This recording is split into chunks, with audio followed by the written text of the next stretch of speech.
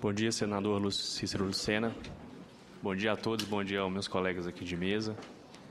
Gostaria de agradecer novamente o convite dessas nossas audiências sobre a implementação da política de resíduos. Estou aqui representando o secretário Ney Maranhão, que está participando de outros eventos, um evento hoje muito importante, que vai ser o lançamento do Plano de Resíduos Sólidos de São Paulo, né? Maior cidade do país. E eu vou poder fazer algumas exposições e esclarecer alguns pontos, né, a respeito dos planos municipais de gestão integrada de resíduos sólidos, cujo foco da nossa audiência de hoje.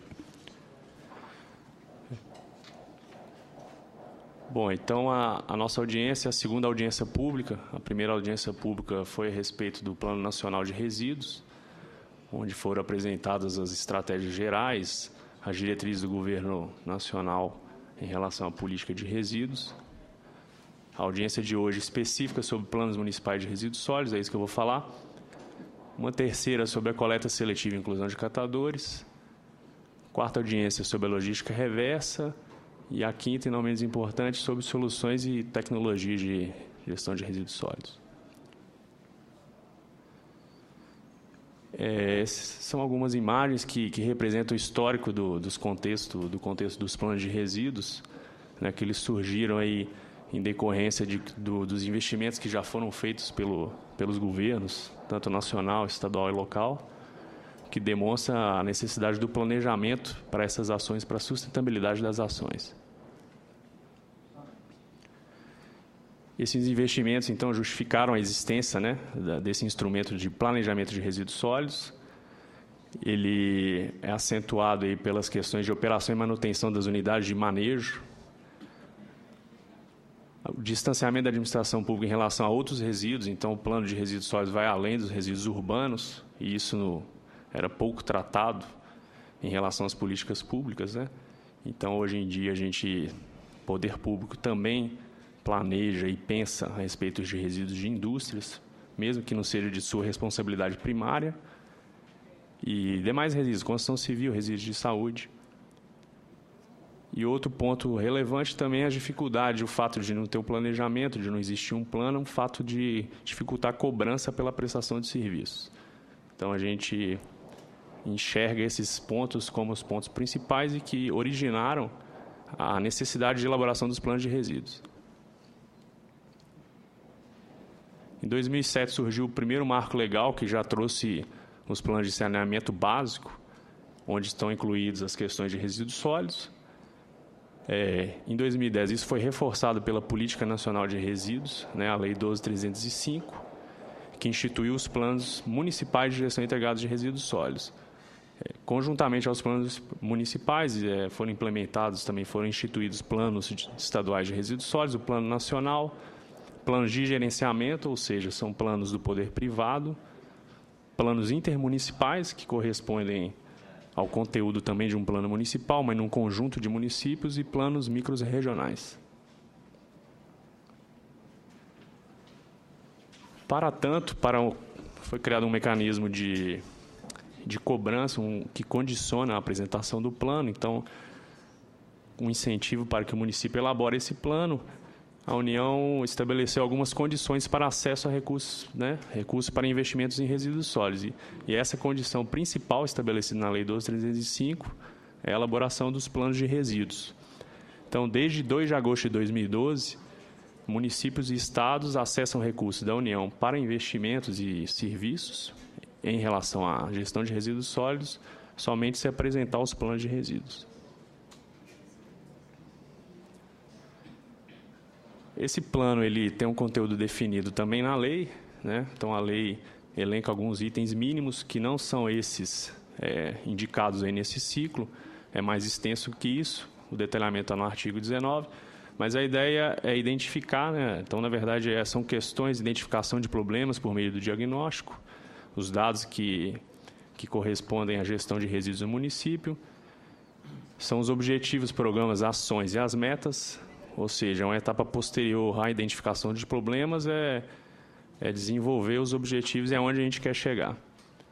Como que isso vai ser pago, como que isso vai ser financiado e de que maneira vai ser cobrado, quem é o responsável por quê e qual a qualidade desse tipo de serviço. Então, isso é uma ideia geral sobre o que significa o plano de resíduos sólidos, e esse plano, continuamente, ele precisa ser revisado, adaptado à realidade local.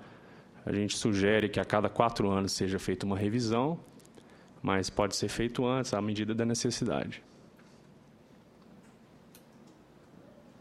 Especificamente, queria destacar aqui os esforços que o governo, por meio do Ministério do Meio Ambiente, que eu vou falar um pouco sobre as nossas ações. Estão aqui na mesa também os representantes do Ministério das Cidades e da FUNASA, que vão complementar, e que indica o que foi feito após 2010, que foi instituída a lei, e anteriormente à lei de 2010 também a gente já estava trabalhando com planejamento em resíduos sólidos.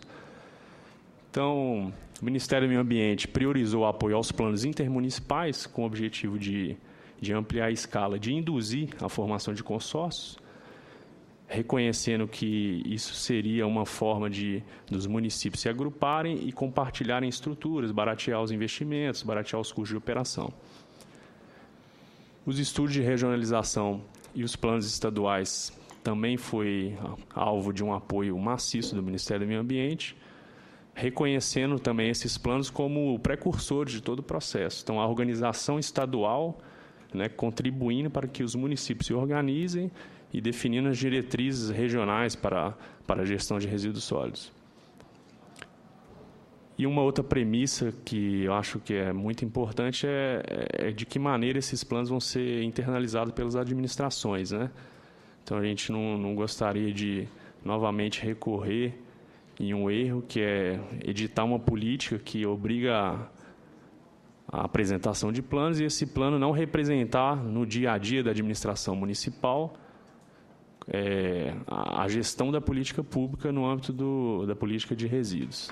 Então, são mecanismos que facilitam esse engajamento da sociedade, e isso é uma premissa para o Ministério do Meio Ambiente. Esse é um quadro que indica bem, ilustra um pouco as dificuldades que a gente tem aí com a implantação da política de planos, que representam os esforços, mas que os resultados não estão sendo muito satisfatórios. Então, de maneira geral, após 2010, após a lei de resíduos, a gente trabalhou bastante, recebemos propostas, 577 propostas de municípios, em alguns casos intermunicipais, então em número de municípios isso é muito maior. Então é um valor bastante expressivo de quem pediu apoio do governo para elaborar plano. Um número que foi aprovado, ou seja, entre pedir e ser aprovado pelos órgãos federais também já tem uma distância, são 153 planos aprovados, planos de trabalho aprovados, que na prática se converteram em 96 contratos. Isso demonstra que vai havendo um peneiramento e a dificuldade de conseguir assinar um contrato por diversos motivos que eu vou apresentar adiante. Esses contratos assinados, todos eles foram empenhados, mas no dia de hoje, desde 2011, a gente tem somente 8 contratos em execução com recurso do Ministério do Meio Ambiente para a elaboração de planos de resíduos sólidos. Bom, esses resultados, a gente identificou alguns problemas nesse programa de resíduos sólidos de apoio a planos. Eu acho que os problemas principais eles já são muito ditos, então a gente vai repetir algumas coisas, mas são dificuldades técnicas de todas as ordens, administrativa na condução de convênios e contratos por parte dos municípios, restrições fiscais, ou seja, você aprova um plano de trabalho, aprova um projeto, mas não pode fazer a celebração de um contrato porque tem restrições de calque. Quando consegue fazer um contrato, o município tem dificuldade de realizar contratações de empresas para fazer isso, O mercado, profissionais preparados para fazer o planejamento em resíduos sólidos também está escasso. E nos casos de consórcio público, a gente identificou que os planos intermunicipais são dificultados quando se discute os interesses, que são acordos que são feitos no plano. Então, ainda é um pouco difícil ter esses acordos todos representados dentro de um plano intermunicipal. Isso também atrasa a execução dos nossos projetos. Bom, como resultados gerais sobre os planos de resíduos, a gente tem um levantamento que foi feito uma mescla de informações da CNM, né, que fez um levantamento em relação aos planos em 2012. A gente financiou alguns planos e recebemos alguns planos do Ministério do Meio Ambiente e que nos deu um panorama de informações que representa aproximadamente 19% dos municípios brasileiros possuem os planos ou estão em fase de elaboração. Isso corresponde a 33% da população brasileira, ou seja, municípios maiores, né, têm melhores condições e estão com mais planos do que os menores. Esse número vai subir hoje porque vai ser lançado o plano de gestão de São Paulo, né, então você vai ter mais aí 11 milhões de habitantes aproximadamente, né, que vai estar assessorado, vai estar calçado por um plano de gestão integrada de resíduos sólidos. Para a consolidação de informações, o Ministério do Meio Ambiente tem trabalhado com um sistema nacional que encontra-se em fase de arquitetura de informações, onde a gente espera receber esses planos locais, planos estaduais, planos municipais e fazer, de fato, um panorama geral, né, e monitorar a implementação desses planos. Então, a ideia do Sistema Nacional é essa. É um sistema que encontra-se em fase de concepção da arquitetura da informação e a gente espera, até o final do ano, estar com isso implementado. Bom, em relação ao que foi declarado e o que foi entregue ao Ministério de Planos, né, aquele número de 19%, isso é uma distribuição por estado. Alguns estados estão abrangidos praticamente por planos de municípios, mas principalmente porque são planos intermunicipais. Então, é um plano que atende 30 municípios, que é o caso aí de Alagoas. A gente tem o estado todo regionalizado e são poucas regiões que estão fazendo o plano para o estado inteiro. Então, esse é um retrato da situação no país. Isso representa o que seria um estudo de regionalização, mas é uma imagem só do plano, né, de regionalização do Acre. Então, para exemplificar, o estado do Acre fez um estudo com o Ministério do Meio Ambiente, desses arranjos intermunicipais. São 22 municípios que podem ser agrupados, né, de acordo com as condições locais, em 2 regionais. Isso foi uma proposta do próprio governo estadual. Essas 2 regionais podem fazer somente 2 planos ao invés de 22 planos. Então, é mais econômico, possibilita a gestão associada e compartilhada dos resíduos, que essa é a ideia, manter a sustentabilidade ao longo da implementação do plano e não só na elaboração, o que vai, como consequência, vai ocorrer redução de gastos na gestão e desenvolvimento de toda a região. Esses são números que mostram a nossa política indutora aí de planejamento de resíduos sólidos.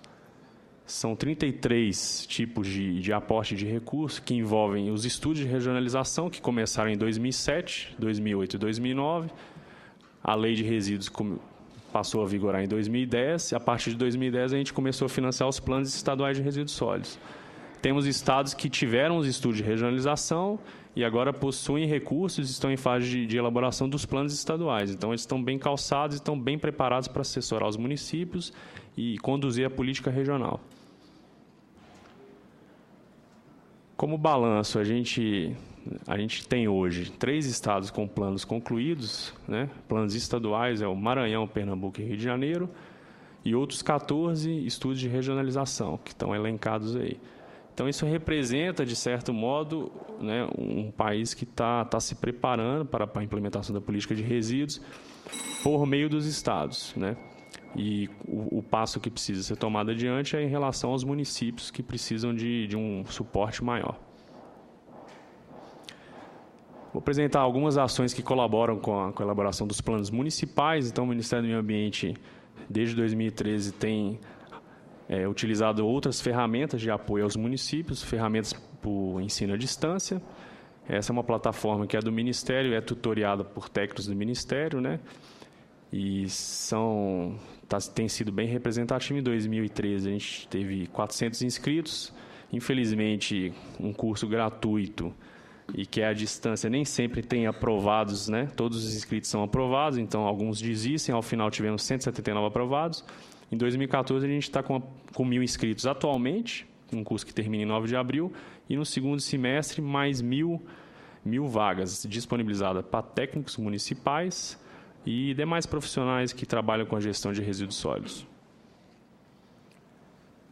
Por fim, queria novamente destacar que os planos municipais eles são, na verdade, o nascedouro da Política Nacional de Resíduos, então eles são importantíssimos para o sucesso da implementação, né, uma política de baixo para cima. Se tivéssemos todos os planos de resíduos, o plano nacional seria muito mais fácil, porque teríamos todas as informações, as diretrizes, então seria realmente um trabalho de organização. Hoje em dia a gente tem muita dificuldade com as políticas nacionais porque não temos os dados locais. Então isso demonstra a importância dos planos municipais de resíduos sólidos. Os mecanismos de controle social é outro ponto que deve ser também trabalhado, tanto durante a elaboração do plano quanto a implementação, para evitarmos que aqueles planos não sejam planos de gaveta e que tenha engajamento da sociedade, que tenha cobrança em torno do poder público, que os resultados e a efetividade das políticas ocorram. Algo que é um pouco mais amplo do que só a política de resíduos, mas compromete, são os mecanismos de transferência de recursos da União, convênios e contratos de repasse. A gente entende que isso precisa ser modernizado, pois compromete as políticas que são feitas, né? A gente realiza um aporte considerável de recursos, mas que, de fato, em alguns casos, não se converte em benefício para a sociedade. O fortalecimento do poder local, por meio de políticas estruturantes, entendendo que somente transferências governamentais não vai resolver o problema da gestão local de resíduos sólidos. Então, a gente entende que tem que ser algo mais amplo, então inclui reforma administrativa, fortalecimento dos gestores locais, da equipe técnica local, um maior volume de receitas para conseguir implementar o plano, né? Porque os gastos, em alguns casos, não são baixos, desenvolvimento de competências técnicas e gerenciais. E, por fim, uma ferramenta estratégica, né, para o nível nacional e que também auxiliará o nível local e regional, é o Sistema Nacional de Informações, onde a gente vai poder compartilhar todas essas informações, ter esses dados, poder discutir de uma forma mais clara e mais precisa sobre as políticas públicas e, de certo modo, sobre a política de resíduos sólidos. Então, é uma apresentação sucinta, espero ter contribuído aqui para essa discussão e passo a palavra para a vossa